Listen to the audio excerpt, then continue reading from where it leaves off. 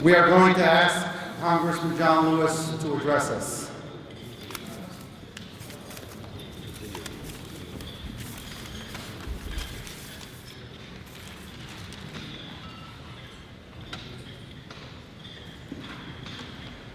Good afternoon.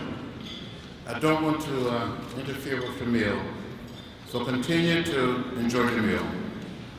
I'm delighted, very happy, and very, very pleased to be here. My beloved brothers and sisters, it is good to see you. You're a good-looking group. You're beautiful, handsome. Many of you know that I didn't grow up in a big city like New York or Washington or Philadelphia or Buffalo or Detroit. I grew up in rural Alabama, 50 miles from Montgomery, outside of a little place called Troy. My father was a sharecropper, a tenant farmer. But back in 1944, when I was 4 years old, and I do remember when I was 4, my father had saved $300, and with the $300, the man sold him 110 acres of land. We still own this land today.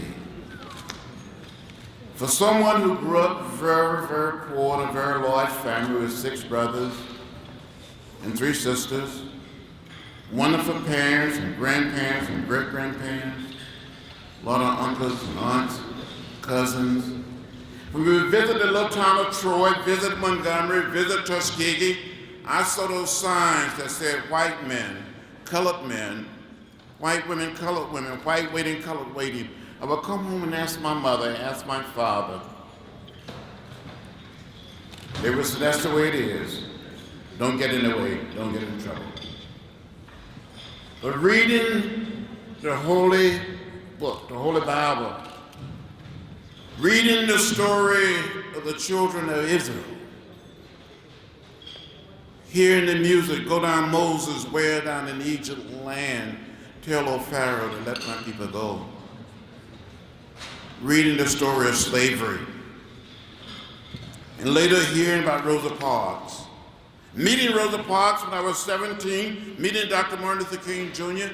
when I was 18, inspired me to find a way to get in the way, to get in trouble, good trouble, necessary trouble.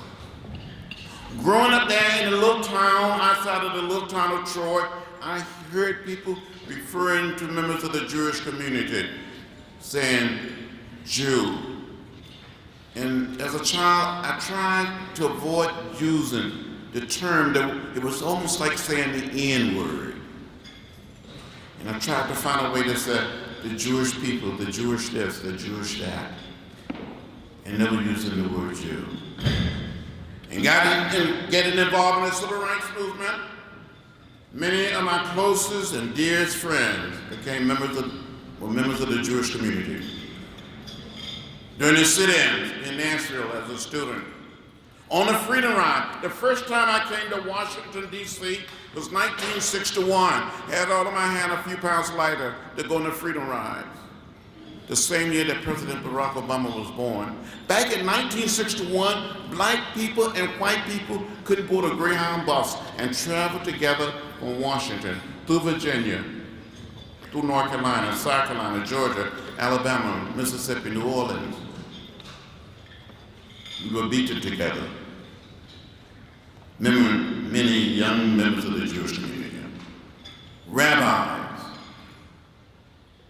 were jailed in Jackson, Mississippi, sent to the state penitentiary. And years later, 3 young men that I knew,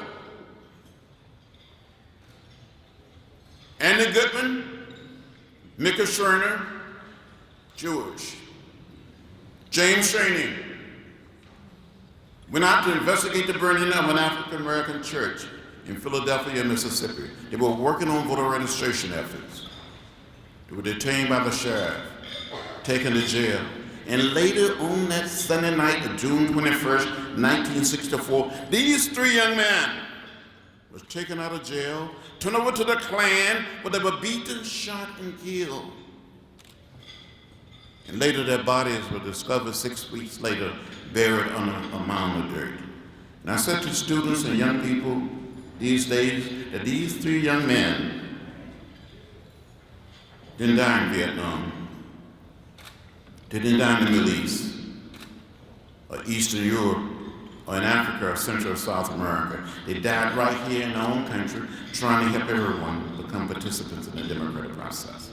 So we have a long and rich history of working and standing together. When we march in Selma, long before we march, but when we march here in Washington on August 28, 1963, Rabbi Prince of the American Jewish Congress was one of the conveners of the march. He marched with us. After Bloody Sunday, Rabbi Herschel marched with us.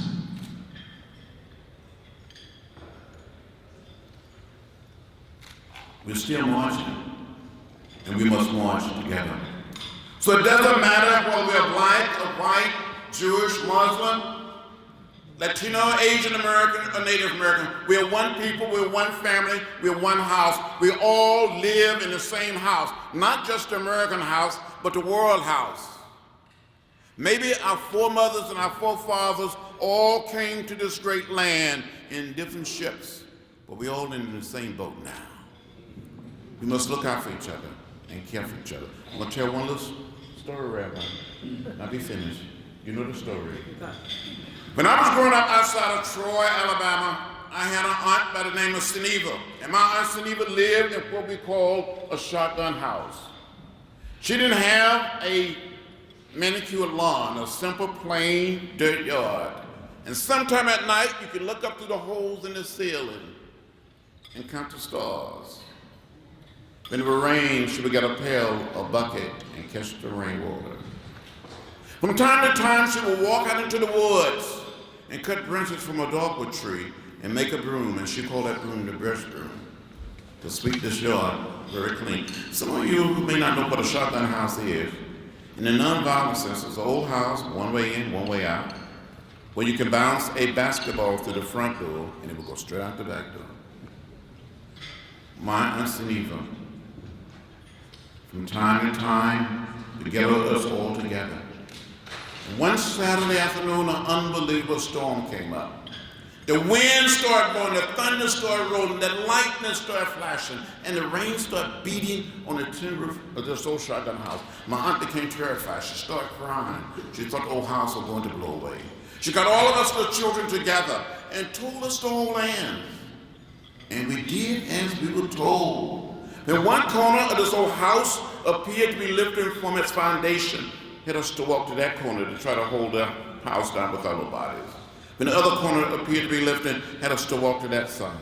We were little children walking with the wind, but we never, ever left the house. I said to each one of you, the wind may blow, the thunder may roll, the lightning may flash, but as a community, and people who love freedom, we must continue to hold our little trimming house down together. We all live in the same house, not just the American house, but the world house. As Dr. King said on one occasion, we must learn to live together as brothers and sisters, or we will perish as fools. The way of peace, the way of love, the better way. Thank you so much for remembering Bloody Sunday. Almost died on that bridge that day. I thought I saw death. But I believe somehow, in some way, the angels and God Almighty kept me here to see another day, to see each and every one of you. May His peace and blessings be with you. Thank you very much.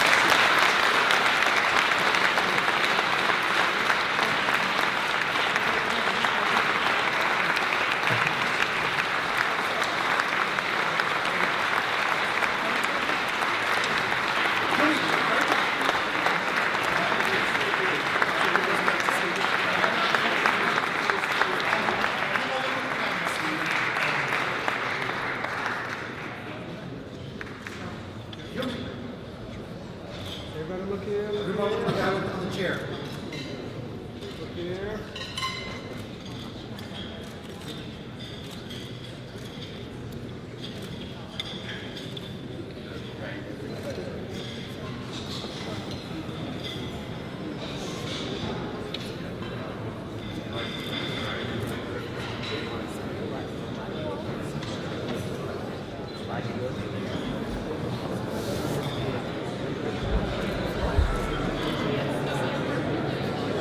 Bravo.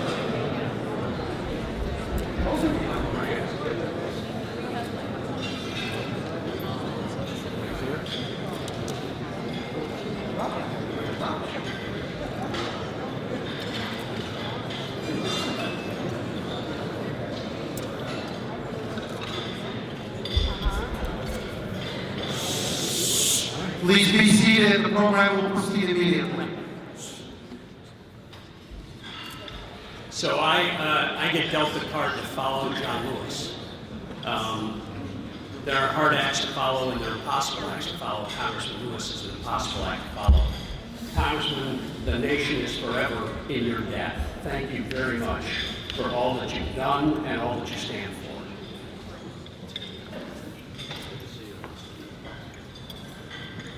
One of the most interesting impacts of the work that John Lewis and other pioneers for civil rights, both Jews and non-Jews, paved the way for is the changing nature of the United States South. No one represents that.